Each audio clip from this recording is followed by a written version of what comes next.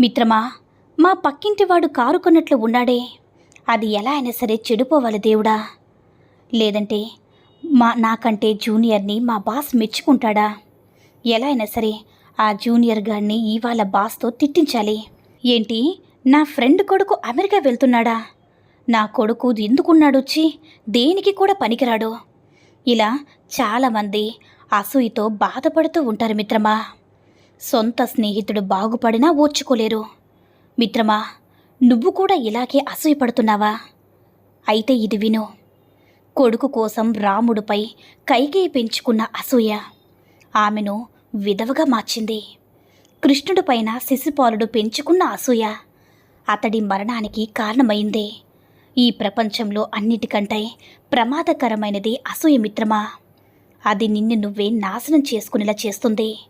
అందుకే అసూయను వదిలిపెట్టి మంచి మార్గంలో ప్రయాణించి అవతలవాడు నీకంటే గొప్పవాడైతే వాడి గొప్పదనాన్ని నువ్వు స్ఫూర్తిగా తీసుకో. ఆ స్ఫూర్తితో నువ్వు వాడిలో ఉన్నతంగా ఎదగడానికి ప్రయత్నించు మిత్రమా. అంతేగాని వాడికంటే గొప్పవాడివి కావాలని మాత్రమే కలలు కనుకాని వాడి ప్రతిభను చూసి ఎప్పుడూ అసూయపడుతూ వాడిని ఎలా అయినా సరే దిగజార్చాలి, వాడిని కించపరచాలని ఎప్పుడు కూడా ప్రయత్నించదు మిత్రమా.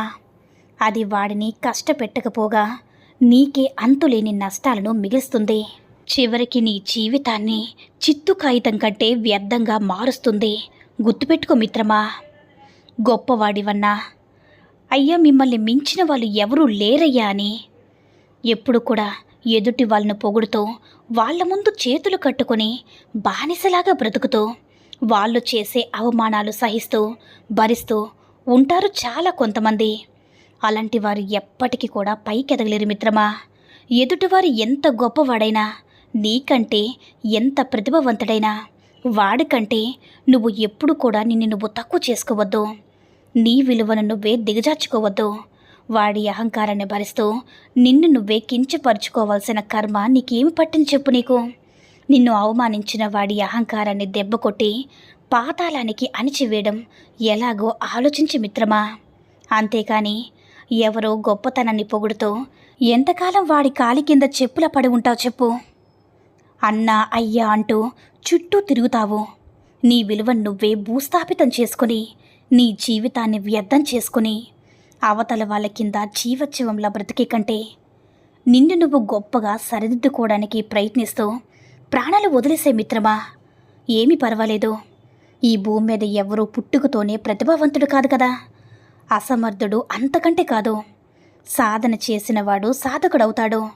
యుద్ధంలో పోరాడి గెలిచినవాడు వీరుడు అనిపించుకుంటాడు. నీలో ఉన్న సాధకుణ్ణి నిద్రలేపో. ఆఖరి రక్తపు బొట్టు వరకు పట్టుదలతో పోరాడు. అప్పుడు నువ్వు చేరుకునే స్థాయిని చూసి నిన్ను అవమానించి నువ్వు పనికి రావు అన్నవాడే సిగ్గుతో తలదించుకుంటాడు మిత్రమా. ఆ క్షణం వాడి ప్రతిభ సిగ్గుతో తలదించుకుంటుంది. వాడేంటి మిత్రమా, నిన్ను చూసి ఈ సమాజమే నీకు బ్రహ్మరథం పడుతుంది. నీకు జేజేలు పలికేలా చేస్తుంది. గుర్తుపెట్టుకో మిత్రమా. ఛీ, వాడు నన్ను అవమానించాడు, ఇక జీవితంలో మళ్ళీ వాడి మొహం చూడను అని బాధపడుతున్నావా? ఒక్క మాట చెప్తాను విను మిత్రమా. జీవితంలో నిన్ను ఒకరు అవమానించారని బాధపడద్దు. నిన్ను ఒకరు అవమానించారంటే నీ విలువను గుర్తించే స్థాయికి వారికి లేదని అర్థం చేసుకో. అందుకే వాళ్ళు వాళ్ళ స్థాయిని తగ్గినట్టు నిన్ను అవమానపరిచారు. అంతేకాని నువ్వు వాళ్ళకంటే ఎందులో కూడా తక్కువ కాదు మిత్రమా. నిజానికి ఈ భూమి మీద ఎవరు ఎవరికంటే గొప్పవాళ్ళు కాదు. ఒకరు పురాణాలు చదివే జ్ఞానులైతే మరొకరు సకల శాస్త్రాలు నేర్చుకున్న పండితులై ఉంటారు. ఒకరు లక్షలు సంపాదించిన లక్షాధికారులైతే మరొకరు కోట్లు సంపాదించిన కోటీశ్వరులుగా మారుతారు. అందుకే ఎవ్వరూ ఎవరికంటే గొప్పవారు కాదు మిత్రమా. అది తెలియకుండా ఎవరైనా నిన్ను అవమానించారంటే మౌనంగా ఒక చిన్న చిరునవ్వుతో వారు ముందు నుంచి పక్కకు వెళ్ళిపో. కానీ అనుక్షణం నువ్వు అనుకున్న లక్ష్యం కోసం పోరాడు మిత్రమా. అదే నిన్ను వారి అంచనాలకు మించి అత్యున్నత స్థానంలో నిలబెడుతుందని గుర్తుంచుకో. అప్పుడు వాళ్ళంతట వాళ్ళే నీ ముందు మోకరిల్లి నీ సహాయం కోసం నిన్ను బ్రతిమలాడతారనే విషయాన్ని గుర్తుపెట్టుకో. నీ జీవితానికి నువ్వే కర్మ, నువ్వే కర్త, నువ్వే క్రియ మిత్రమా. కానీ వాడెవడో ఏదో చేశాడో, వీడెవడో ఏదో చేశాడో, అందుకే నేనిలా అయిపోయాను అని చూస్తూ కూర్చోడం ఇకనైనా సరే మానుకో మిత్రమా. నీ జీవితం ఎవరి చేతుల్లో ఉండదో, అది నీ చేతుల్లో మాత్రమే ఉంటుంది. ఈ లోకంలో నువ్వు ఒక్కడివే కష్టాల్లో ఉన్నావా? నీకంటే నరకం అనుభవించాలి ఎంతోమంది నీ చుట్టూ ఉన్నారు మిత్రమా. వాళ్ళు నీలా దిగులుపడి కూర్చోకుండా, అలుపనేది లేకుండా అనుక్షణం జీవిత పోరాటం చేస్తూనే ఉన్నారు. వాళ్ళకంటే నువ్వు ఎందులో తక్కువ? లే, బ్రతుకున్నంత వరకు నీ గెలుపు పోరాటం ఆపొద్దు. ఇక నేనింతే, నా బ్రతుకింతే, దేవుడు నా తలరాత ఇలాగే రాశాడు అని ఏడుస్తూ కూర్చోక మిత్రమా. నీ కష్టాలకు నష్టాలకు ఇతరుల్ని బాధ్యులుగా చూపించి నీ తలరాత నుంచి తప్పించుకొని పారిపోవద్దు. నువ్వు తలుచుకుంటే నీ జీవితం ఖచ్చితంగా మార్చుకోగలవు మిత్రమా. నువ్వు కోరుకున్న స్థాయికి చేరుకొని అనుకున్నది సాధించగలవు. ఇకనైనా సరే కొత్త అంటే జీవితాన్ని సరికొత్తగా మొదలుపెట్టు. అత్యున్నతంగా జీవితం ఎదగడం నేర్చుకో మిత్రమా. లేదంటే కనీసం జీవించడమైనా సరే ప్రయత్నించు.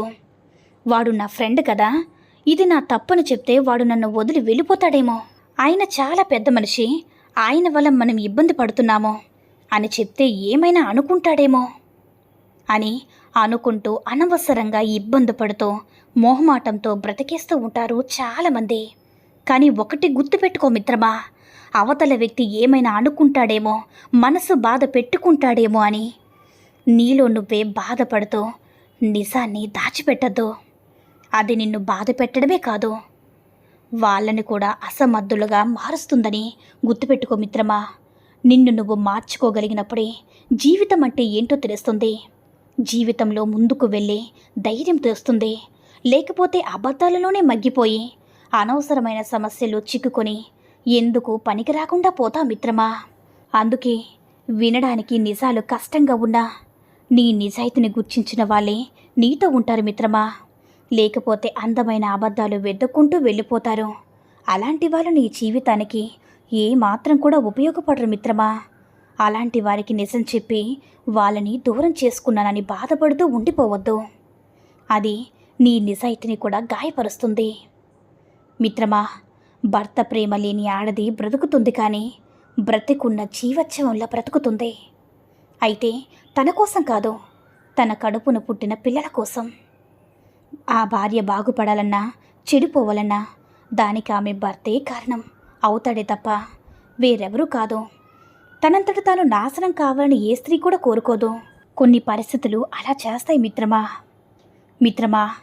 ఒక స్త్రీ లేదా పురుషుడు నీ కోసం తన భర్తనో లేదా భార్యనో వదిలి వస్తున్నారంటే రేపు వేరే వాళ్ళ కోసం మిమ్మల్ని కూడా ఖచ్చితంగా వదిలి వెళ్ళిపోతారు.